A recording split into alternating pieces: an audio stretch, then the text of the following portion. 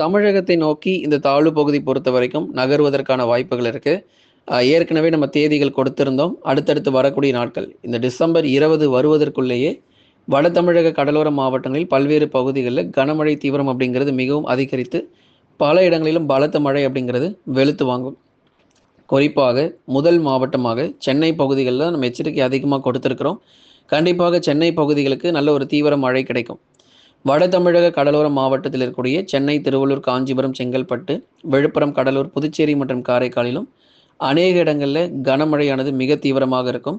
அதில் குறிப்பாக சென்னை, திருவள்ளூர், காஞ்சிபுரம், செங்கல்பட்டு என்று சொல்லக்கூடிய கேடிசிசி பகுதிகளில் மழை பாதிப்புகள் அதிகரிக்கும் என்ற எதிர்பார்ப்புகள் இருக்கு. வரக்கூடிய 18 மற்றும் 19ஆம் தேதிகளில் மிக கனமழை முதல் அதி கனமழையினுடைய தீவிரம் கடலோர மாவட்டங்களில் கண்டிப்பாக அதிகரிக்கும். அதில் நமக்கு எந்த மாற்றமும் கிடையாது.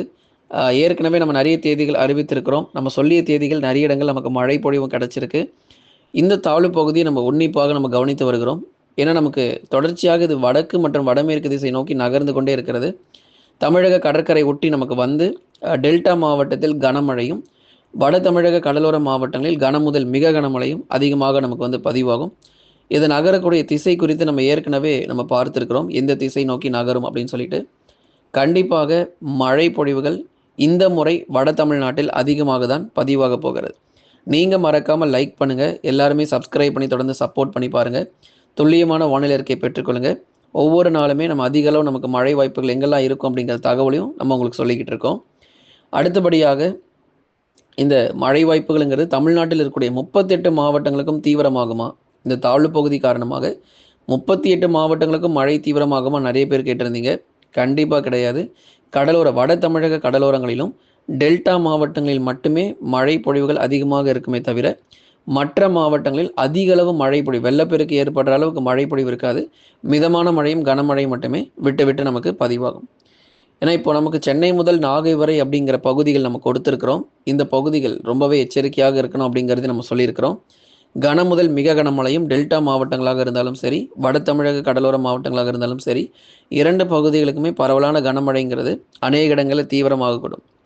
ஒவ்வொரு சுற்று மழை பொழிவிலும் அதிக அளவு நமக்கு மழை நீங்கள் எதிர்பாருங்க. ஒவ்வொரு சுற்று மழை பொழிவிலும் அதிக அளவு நீங்கள் மழை வாய்ப்புகளை அதிகமாக நம்ம எதிர்பார்க்கலாம். இந்த சுற்று மழை பொழிவிலும் ரெட் அலர்ட் அப்படிங்கிறது தமிழ்நாட்டிற்கு கண்டிப்பாக கொடுக்க தான் போகிறாங்க.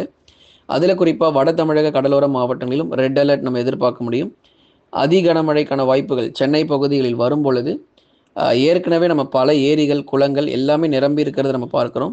மீண்டும் இந்த மிக கனமழை மற்றும் அதி கனமழை வரும்போது நிச்சயமாக பல ஏரிகள் நமக்கு நிரம்பக்கூடும். சென்னை பகுதிகளில் நீர் திறப்பு, ஏரிகளிலிருந்து நமக்கு அதிக அளவு நமக்கு நீர் திறப்பு இருக்கும் அப்படிங்கிறதுனால வெள்ள அபாய எச்சரிக்கையும் உறுதியாக உண்டு. ஆகவே இந்த தாழ்வு பகுதி திசை மாறிடுச்சு அப்படின்னா எந்த பகுதிகளுக்கும் எந்த பாதிப்பும் கிடையாது. எல்லாருமே நம்ம வந்து சேஃபாக இருக்க முடியும். ஒருவேளை வட தமிழ்நாட்டை நோக்கி நகர்ந்தால் மிகப்பெரிய சேதங்கள் மற்றும் பாதிப்புகள் அதிகமாக ஏற்படும் அப்படிங்கிறத கண்டிப்பாக நம்ம சொல்லிடுறோம். ஏன்னா ஒரு பகுதினா பரவாயில்ல, தமிழ்நாடு முழுவதுமாகவே பாருங்கள், இந்த வடகிழக்கு பருவமழையில் எல்லா சுற்று மழை பொழிவுகளும் குறைஞ்சபட்சம் 30 சென்டிமீட்டர் 40 சென்டிமீட்டர் மழை பொழிவு பதிவாகிட்டு போயிட்டு இருக்கு. கடந்த பெங்கல் புயலில் பார்த்தோம் 55 சென்டிமீட்டர் மழை வரைக்கும் அதிகபட்சமாக விழுப்புரம் மாவட்டத்தில் பதிவானது. திண்டிவனம் மற்றும் அதன் சுற்றுவட்டார பகுதிகளில் இந்த சுற்று தாழ்வு பகுதியில் டிசம்பர் 11லேருந்து 13 வரைக்கும் பெய்த மழை பொழிவில் திருநெல்வேலி மாவட்டம் ஊத்து மற்றும் அதன் சுற்றுவட்டார பகுதிகளில் 50 சென்டிமீட்டர் மழை வரைக்குமே பதிவாகி இருக்கிறது. ஒரு மிக தீவிரமான மழை பொழிவுகள் தமிழக கடலோரம் மற்றும் டெல்டா மாவட்டங்கள், அதே மாதிரி தென் மாவட்டங்கள் எல்லா இடங்களுக்குமே வடகிழக்கு பருவமழை அப்படிங்கிறது அதிக அளவு நமக்கு வந்து பதிவாயிருக்கு.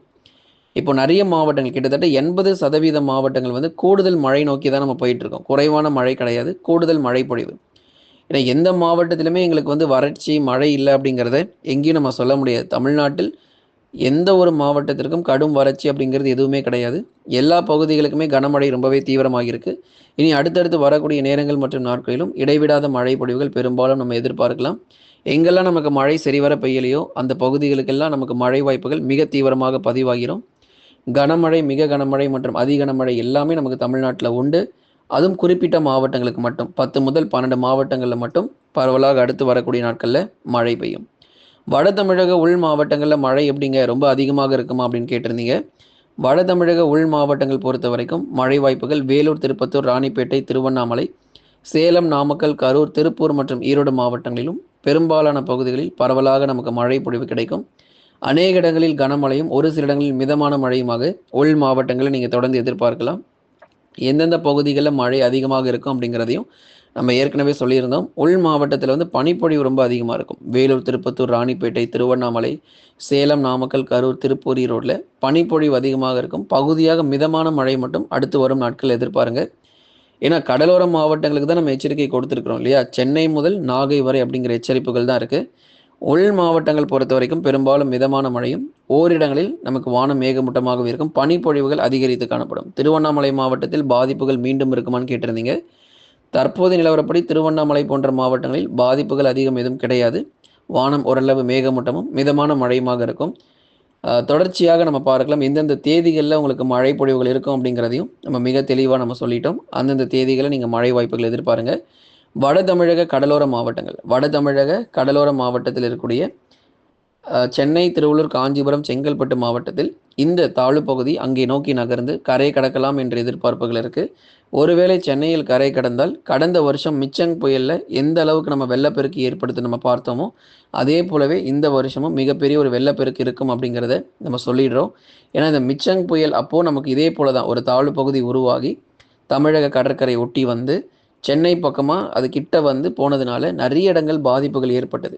ஆகவே இந்த மிச்சங் புயலில் எப்படிப்பட்ட ஒரு பாதிப்புகள் இருந்துச்சோ அதே போல தான் இந்த தாழ்வு பகுதி சென்னையில் கரையை கடந்தால் கண்டிப்பாக இருக்க போகுது. அதனால் சென்னை மக்கள் நீங்கள் எப்பயுமே ரொம்ப அலர்ட்டாக இருந்துக்கோங்க. அடுத்து வரக்கூடிய தேதிகள் தான் உங்களுக்கு நம்ம சொல்லியிருக்கிறோம்.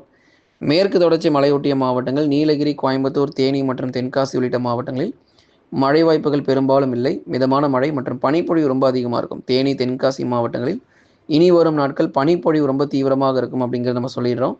அதனால் குற்றாலத்தில் ஏற்பட்ட வெள்ளப்பெருக்கு எல்லாமே கொஞ்சம் கொஞ்சமாக நமக்கு இயல்பு நிலை அப்படிங்கிறது திரும்ப ஆரம்பிச்சிடும். தேனி மாவட்டங்கள், தென்காசி மாவட்டத்தில் இருக்கக்கூடிய அந்த அருவிகளில் நிறைய இடங்களில் வெள்ளப்பெருக்கு ஏற்பட்டது. அங்கேயுமே நமக்கு இயல்பு நிலை திரும்பும்.